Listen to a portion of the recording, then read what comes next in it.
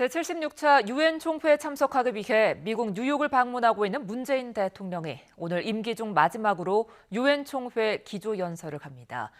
특히 올해는 남북 유엔 동시가입 30주년을 맞는 뜻깊은 해라는 점에서 문 대통령의 연설에 더욱 관심이 모이는데요. 뉴욕 현지 취재기자 연결해 오늘 연설에 어떤 내용이 담길지 전망해 보겠습니다. 나연수 기자.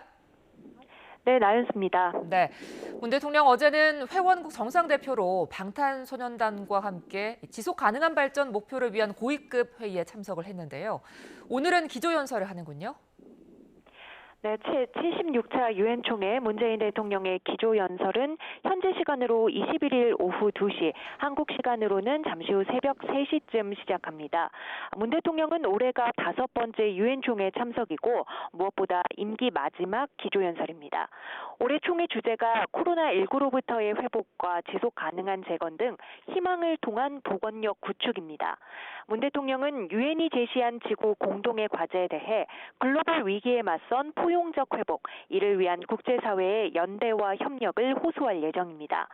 문 대통령은 지난해 유엔 총회에서도 포스트 코로나 시대 유엔의 새로운 역할로 함께 잘 살기 위한 다자주의, 포용성이 강화된 국제협력을 제안했죠.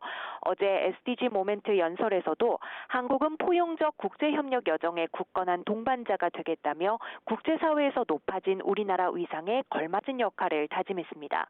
오늘 기조연설에서도 글로벌 백신 허브 구상과 탄소 중립 시나리오, 국가 온실가스 감축 목표 등 지속 가능한 발전과 포용적 회복을 위한 우리 정부의 의지를 거듭 강조할 것으로 보입니다.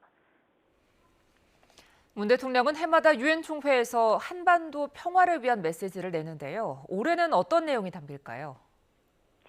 네, 올해는 남북이 유엔에 동시 가입한 지 30년이 되는 해이고 문 대통령의 남은 임기가 길지 않은 만큼 한반도 비핵화와 항구적 평화 정착을 위한 새로운 제안이 나올지 관심입니다. 앞서 지난해 유엔 총회에서는 종전선언 추진을 제안하며 유엔과 국제사회가 힘을 모아달라고 호소했는데요.